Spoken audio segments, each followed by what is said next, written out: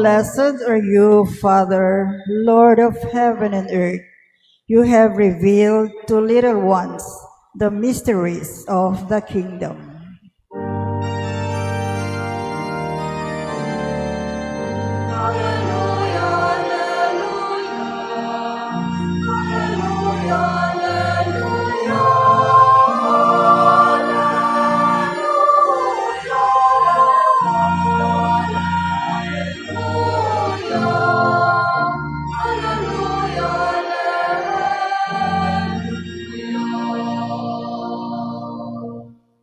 The Lord be with you. And with your spirit. A reading from the Holy Gospel according to Saint Matthew. Glory to you, O Lord.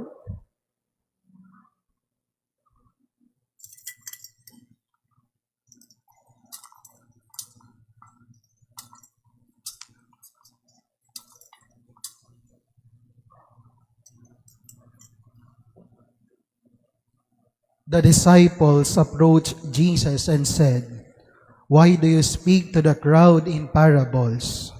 He said to them in reply, "Because knowledge of the mysteries of the kingdom of heaven has been granted to you, but to them it has not been granted. To anyone who has, more will be given, and he will grow rich. From anyone who has not, even what he has will be taken away. This is why I speak to them in parables, because they look but do not see, and hear but do not listen or understand. Isaiah's prophecy is fulfilled in them, which says, 'You shall indeed hear but not understand. You shall indeed look but never see.' Gross is the heart of these people. They will hardly hear with their ears. They have closed their eyes, lest they see with their eyes, and hear with their ears, and understand with their hearts, and be converted, and I heal them. But blessed are your eyes, because they see, and your ears, because they hear. Amen, I say to you, many prophets and righteous people longed to see what you see, but did not see it, and to hear what you hear, but did not hear it." Brothers and sisters, the Gospel of the Lord. Praise to you, Lord Jesus Christ.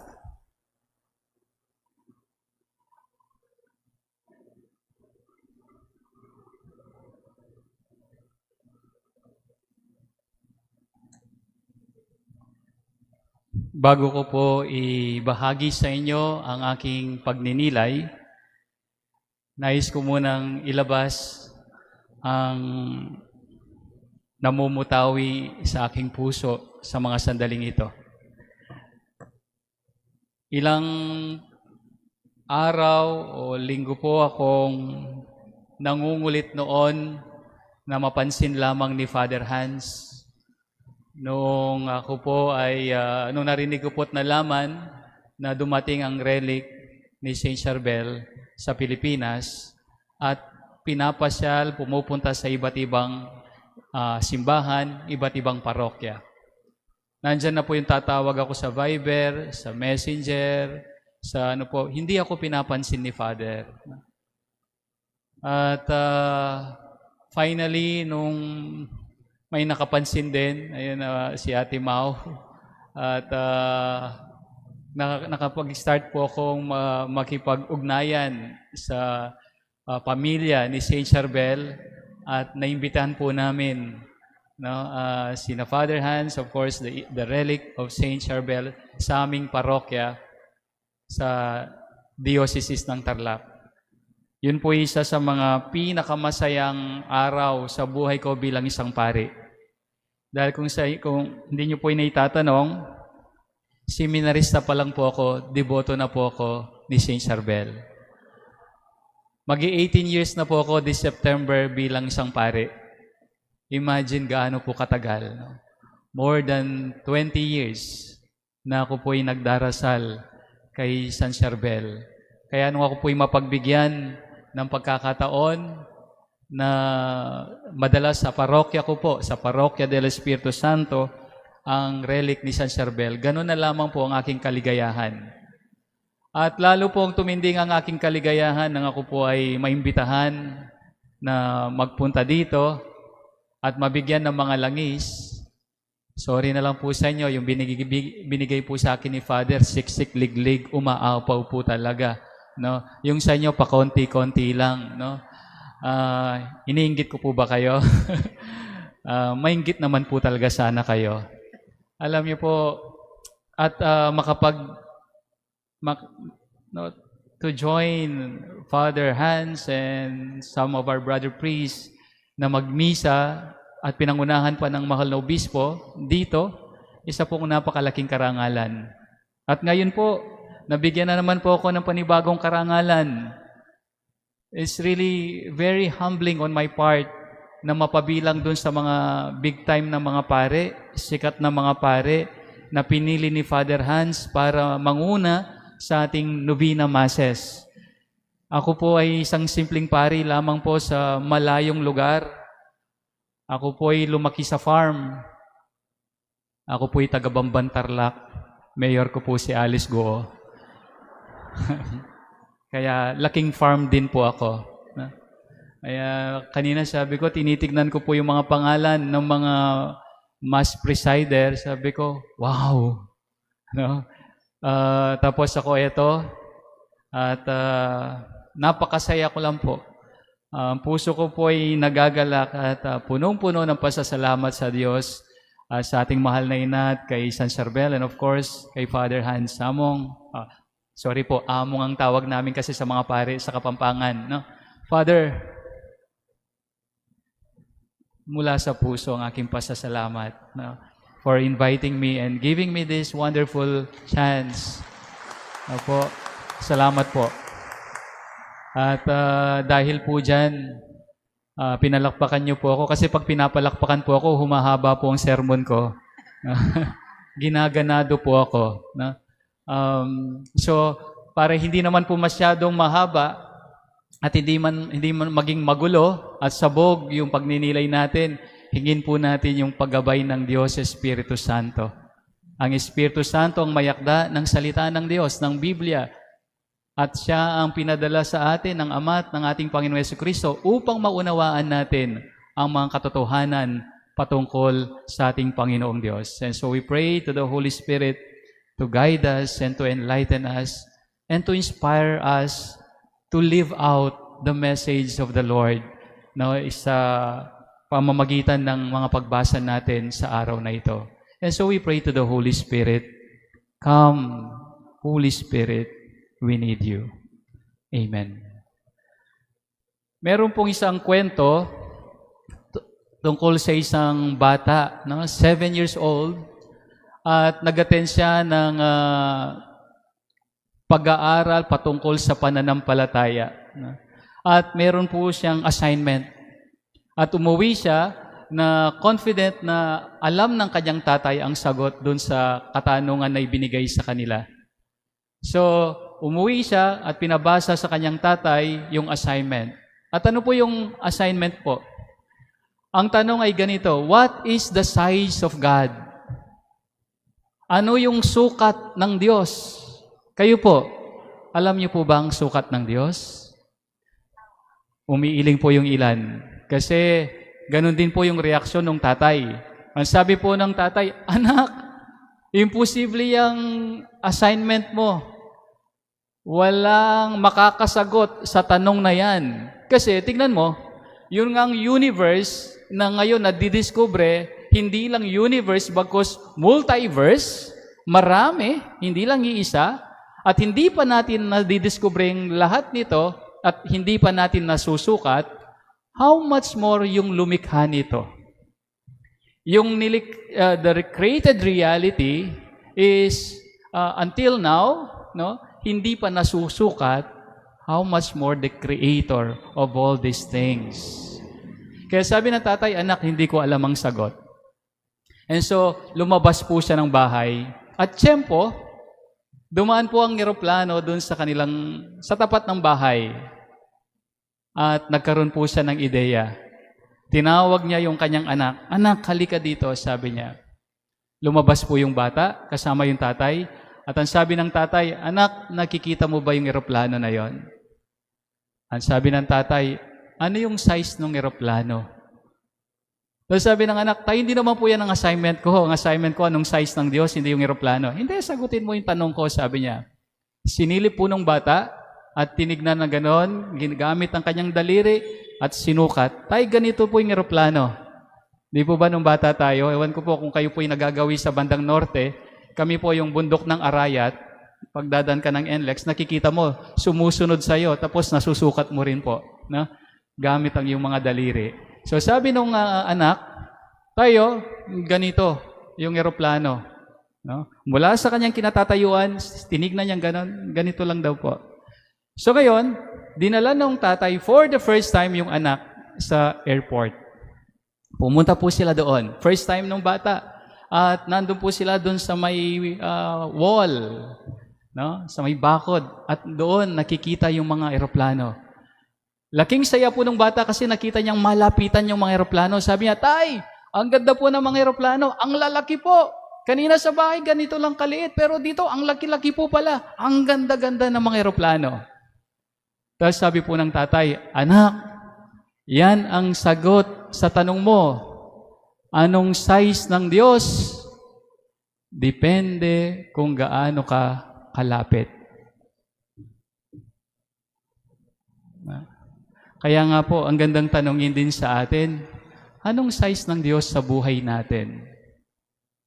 Kasi kung tayo ay malapit sa Diyos, masasabi natin, God is so big that all our problems, all our worries, all our fears shrink. Na? They shrink. Lumiliit. Halos hindi na natin nakikita, hindi na natin napapansin, o hindi na natin namamalayan lahat ng mga pangamba, takot, mga problema natin kasi saan man tayo tumitingin, nakikita natin ang presensya ng Diyos. Gaano tayo kalapit sa Diyos?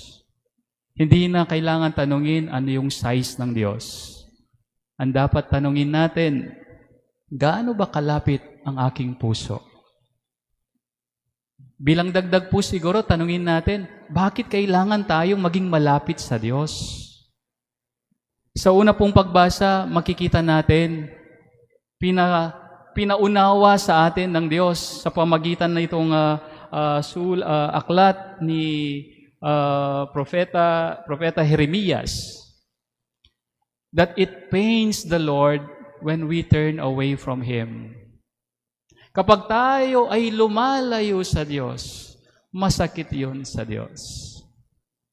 Kapag ang anak lumalayo sa magulang at napapariwara, walang magulang na masaya kapag ang anak ay namumuhay na malayo sa kanilang piling at namumuhay sa masama at kadiliman at napapariwara. Ganon din ang Diyos. It pains God whenever we live our life away from Him. Ang ganda nga rin po ng paalala ng Salmo Responsorio sa atin. With you is the fountain of life, O Lord.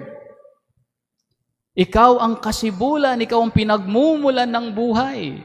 In the Acts, in the letter of Acts, or in the Acts of the Apostles rather, chapter 17, verse 28, ano pong sinasabi doon? For in you we live and move and have our being. Sa Diyos lamang masusumpungan at makikita ang halaga, direksyon ng buhay natin. Better yet, God is our very own life. Ang Diyos ang hininga natin. Ang Diyos ang buhay natin. Meron pong isang evangelist na napakaganda po ng kanyang sinabi that God is the natural environment of man. Ang Diyos daw po ang likas na tirahan o likas na kapaligiran ng tao. Kung ang isda, ang kanyang likas na tirahan ay ang tubig, at kapag inalis mo ito sa tubig, mamamatay ang isda. Ganon din daw po ang tao.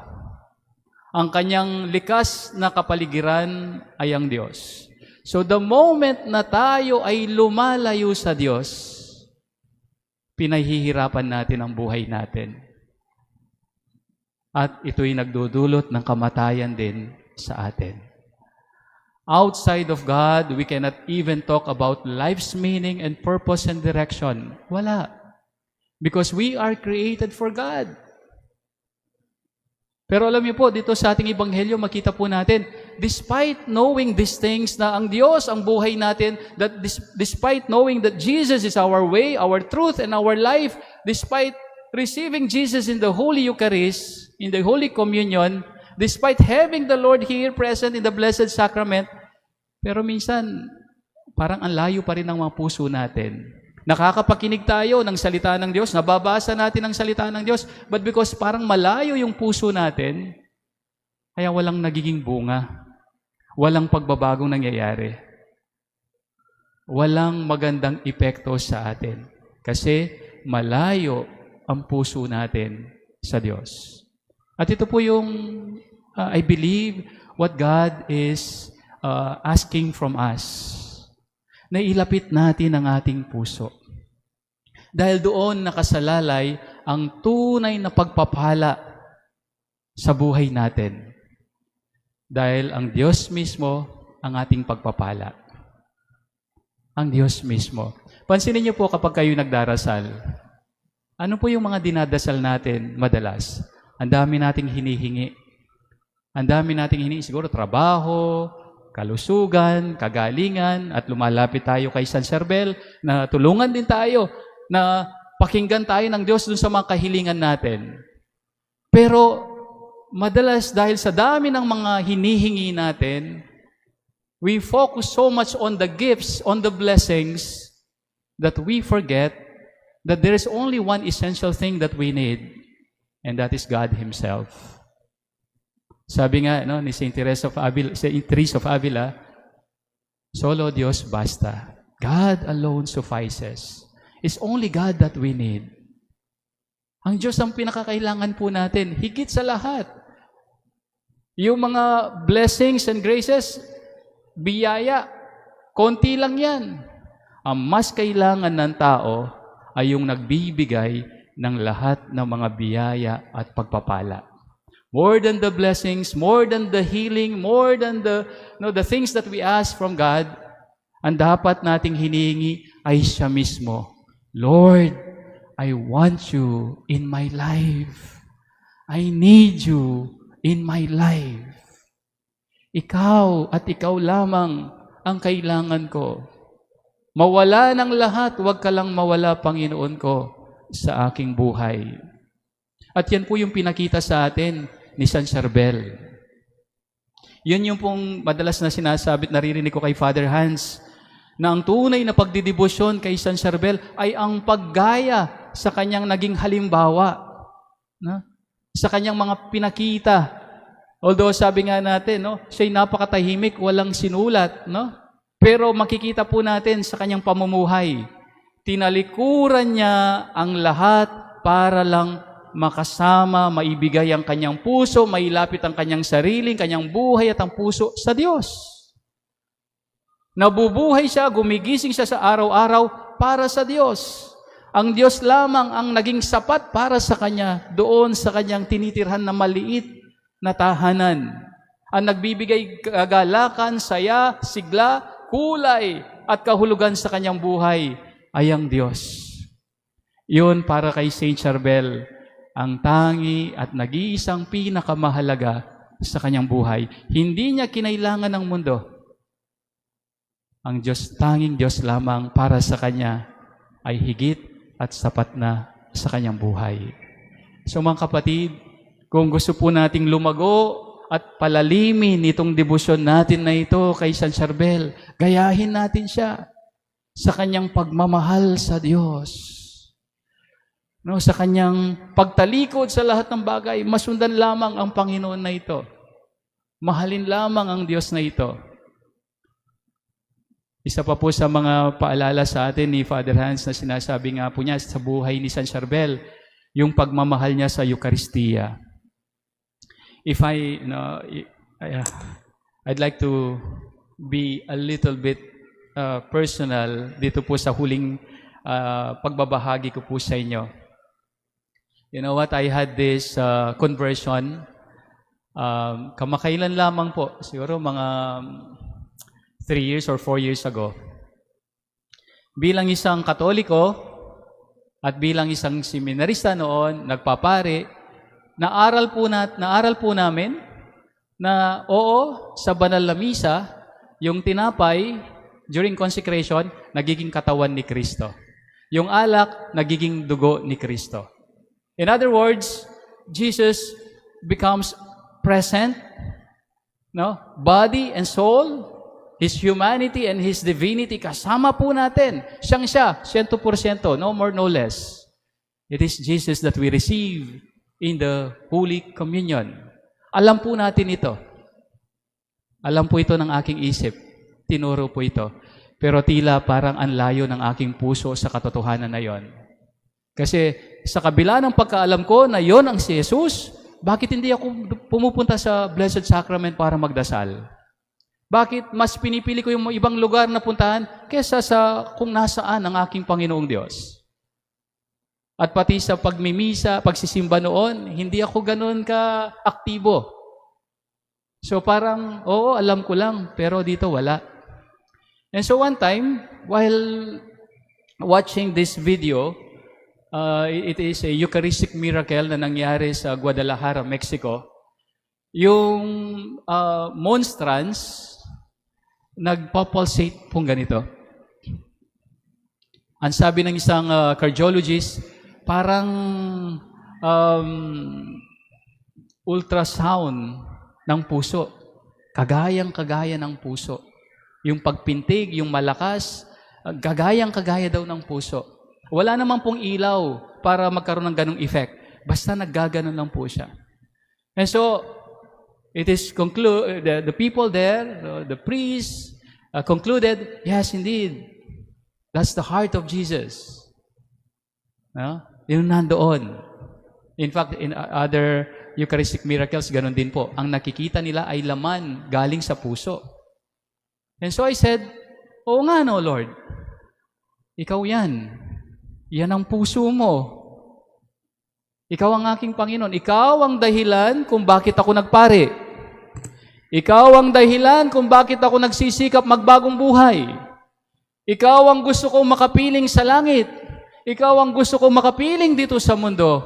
Ikaw ang lahat sa akin. Ikaw ang aking Panginoon at Diyos sa tagapagligtas. And now you are in front of me. Nung ako po'y nagdarasal while having this holy hour, nasa harapan na kita. And so I ask myself, ano pa bang hinahanap ko? Ano pa bang kailangan ko? Kung ang aking Panginoong Diyos ay nasa aking harapan na. Alam niyo po, magmula noon, sabi ko sa sarili ko, kapag may naririnig ako na nagsasabi tungkol the second coming of Jesus, sabi ko, hindi ko na iniisip yung bagay na yun kung nakakatakot man o hindi. Kasi sa tuwing ako'y nagdarasal sa harap ng banal na Santissimo, sa tuwing ako'y nagmimisa, alam ko, kaharap ko, nakikita ko na nalalasahan ko pa ang aking Panginoong Diyos. The healer, the true healer, the one that we need. So my dear friends, bilang panghuli po, pasalamat tayo sa Diyos na bagamat paulit-ulit tayo sigurong tumatalikod sa Kanya't nangiiwan, siya kahit kailan, kahit konting sandali, hindi tumatalikod, hindi nangiiwan. Siya lagi yung lumalapit sa atin. Siya lagi yung nagsisikap gumawa ng paraan para tayo'y mapalapit sa Kanya. Kaya bilang dalangin natin, hingin natin ang panalangin ng ating Inang Maria at ni San Charbel. Nabigyan tayo ng mga puso na malapit sa Diyos. Mga puso na naghahangad sa Diyos.